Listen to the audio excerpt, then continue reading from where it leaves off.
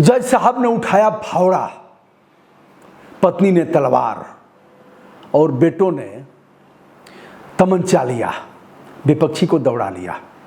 जज साहब ने केवल दौड़ाया ही नहीं, फावड़ा चला भी दिया। फिर विपक्षी श्री राम नाम सत्य हो गया।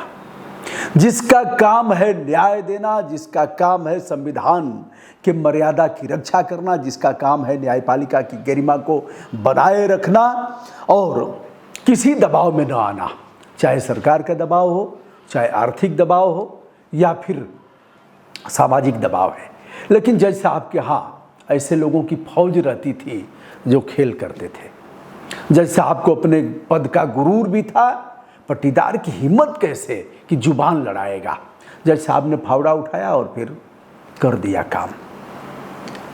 हम इस जज साहब के बारे में बता रहे हैं। जज साहब का हुआ क्या? पत्नी ने ललकारा, पत्नी के हाथ में तलवार थी और दो बेटे थे, उनके हाथ में भी तमंचा वगैरह था और कर दिया काम। पहुंचे, ललकारा, पहुंच करके ऐसी की तैसी कर ही दिया, काम तमाम हो गया। और एक व्यक्ति गंभीर रूप से घायल हुआ जो फौजी था, छुट्टी आया था।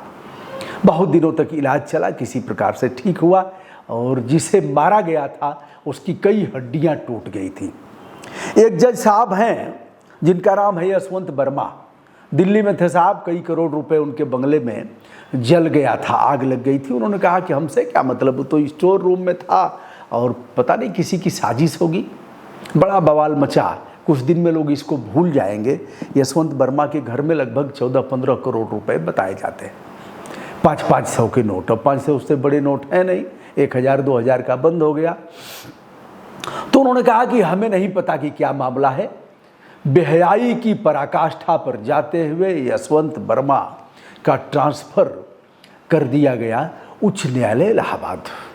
अधिवक्ताओं ने कहा खबरदार यहां मत भेजो, हम यहां शपथ लेने नहीं देंगे। लेकिन न्यायपालिका का दबाव और यहां आ गए, शपथ भी ले लिया। लेकिन यह हुआ कि काम नहीं करेंगे, काम इनको नहीं दिया जाएगा। जांच चीफ जस्टिस ऑफ इंडिया ने, हम उस जज साहब पर, फावड़ा वाले जज साहब पर आते हैं और उनके खिलाफ हुआ क्या? क्या जज जेल गया? क्या जज को सजा हुई? जज ने ऐसा किया क्यों? और फिर जज के खिलाफ जज ने क्या किया? जज को बचा दिया या फिर जज को रेल दिया? तो दोस्तों पहले यशवंत वर्मा को थोड़ा सा पूरा कर लेते हैं। पूरा देश खामोश है यशवंत वर्मा पर। वहां से आगे कहाँ? इलाहाबाद। हमने भी वीडियो किया था, लिखा पढ़ी भी किया। प्रेसिडेंट ऑफ इंडिया के यहाँ कितना होता है आप सभी जानते ही हैं। कलम चलेगी। इसकी जांच चीफ जस्टिस ऑफ इंडिया ने 3 लोगों को सौंपा, समिति बना करके। एक पंजाब और हरियाणा उच्च न्यायालय जो चंडीगढ़ में है उसके मुख्य न्यायाधीश सील नागू को, दूसरे सदस्य हैं इसके हिमाचल उच्च न्यायालय के मुख्य न्यायाधीश GS संधवालिया, और तीसरे हैं कर्नाटका उच्च न्यायालय के न्यायमूर्ति अनु शिवरामन। 42 दिन में इन लोगों ने जांच पूरी करके इसकी रिपोर्ट दे दिया।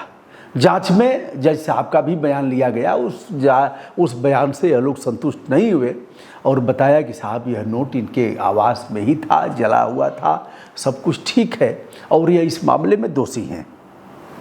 चीफ जस्टिस ऑफ इंडिया पुराने वाले ने कहा, अब तो नए साहब आ गए हैं, उन्होंने कहा कि ऐसा करिए कि आप त्यागपत्र दे दीजिए। और इसके लिए 9 मई की तिथि निर्धारित की गई कि आप यह कर दीजिए। 14 मार्च की रात दिल्ली के आवास पर यह सब हुआ था। 42 दिन में जांच पूरी हो गई और फिर 9 मई तक त्यागपत्र देने की बात किया गया था, किंतु त्यागपत्र नहीं दिया। इसकी रिपोर्ट भारत सरकार और प्रेसिडेंट ऑफ इंडिया को भेजा है। चीफ जस्टिस ऑफ इंडिया ने आम पकाया जा रहा है। भूसा में रख करके आम को पकाएंगे और पका करके फिर कोई नहीं जानेगा, कुछ आम सड़ जाएगा और कुछ आम को पानी में भिगो करके बाल्टी में चूसेंगे। फिर कोई सज्जन आएंगे और पूछेंगे आम कैसे खाते हैं, चूसते हैं कि उसको काट काट के खाते हैं। यशवंत वर्मा एक गंदा और न्यायपालिका के सम्मान में इतनी दाग लगाया जिस दाग को धुला नहीं जा सकता। अब आइए फरसा वाले जज साहब पर। फरसा वाले जज साहब कानपुर में ये हैं किदवई नगर में रह रहे थे और इनका मूल गांव है घाटमपुर बेहटा बुजुर्ग। यह है कानपुर देहात में आता है। जज साहब कई जिलों में अपनी सेवाएं दिए, जिला जज स्तर के यह जज रहे और उसके बाद इनके पट्टीदार थे, पट्टीदार से इनका विवाद था, इन्होंने रास्ता बंद कर दिया मिट्टी उट्टी डाल करके और वह बेचारे गए कोर्ट वोट में, कहीं सुनवाई हो नहीं रही थी और फिर किसी तरह से कोर्ट में कुछ सुनवाई हुई। यह बात जज साहब को नागवार लगी। जज साहब स्वयं, उनकी पत्नी नीलम देवी, 2 पुत्र यशोवर्धन और जयवर्धन के साथ उनकी एक बहू भी साथ में गई। 1-2 गाड़ियों से गए लोग।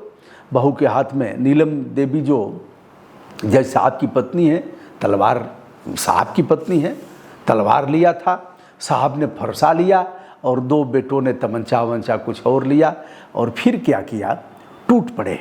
किस पर टूट पड़े? शिवबरन सिंह टूट पड़े अपने विपक्षी वीरेंद्र पर, वीरेंद्र सिंह पर टूट पड़े और ललकारा। झोपड़ी से वह निकले, कहे भैया क्या कसूर हो गया, अरे मान जाते। तो उसने कहा दिमाग खराब है, तुम कोर्ट में जा रहे हो, पुलिस में जा रहे हो, हमारे खिलाफ पता है मैं कौन हूँ। जज साहब सफ़ेद पोशों को भी पालते थे और गुंडों को भी पालते थे।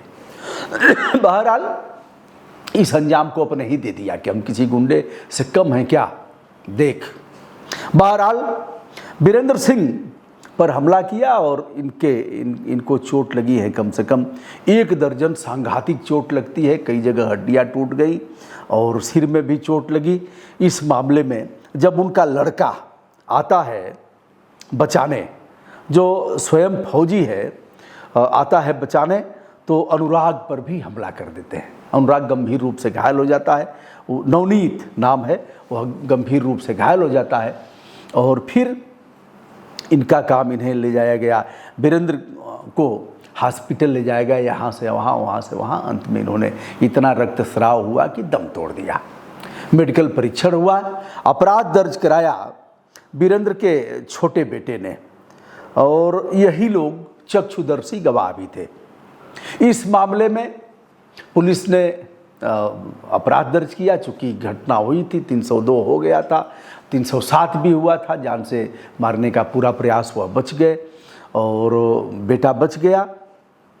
अब इस मामले में यह सभी लोग जेल जाते हैं, जमानत पर छूट करके आते हैं।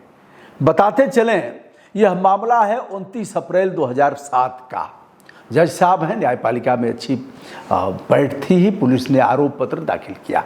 पुलिस कोई किसी प्रभाव में नहीं आती है, इस घटना को पचा पाना उसके बस की बात नहीं थी। आरोप पत्र दाखिल करती है और न्यायालय में सुनवाई होती है। अनेकानेक जज इस मामले में सुनते गए। हमारे जो भी रहा हो, हमारे भैया हमारे ही पद पर रहा है, ठीक है। और फिर एक जज आते हैं,